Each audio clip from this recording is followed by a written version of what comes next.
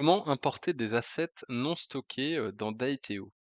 Alors, un asset non stocké, c'est un asset qui ne sera pas dans les serveurs d'Aiteo, mais au contraire sur votre site internet directement ou sur un de vos serveurs.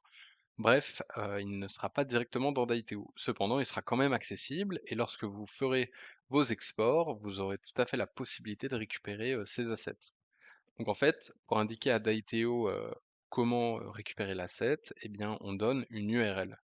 Alors, c'est mieux d'importer des assets directement dans Dateo parce que ceux qui seront via une URL ne seront plus accessibles à partir du moment où l'URL change.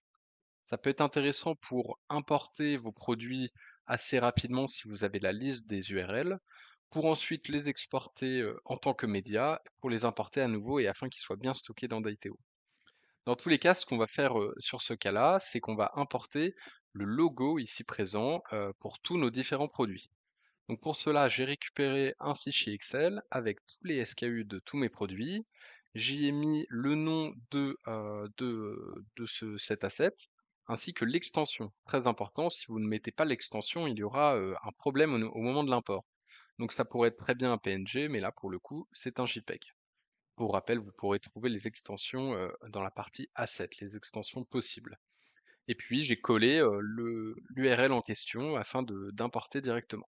Donc, je vais aller chercher la partie Assets pour cliquer sur Nouveau, Importer des assets. À partir de là, je vais venir glisser mon fichier Excel et puis je vais devoir créer un template.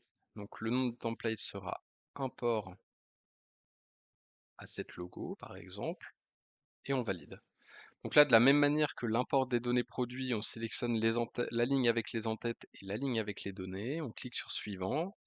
Et puis là, il va falloir faire ce travail de mapping que vous connaissez maintenant grâce à l'import de données produits.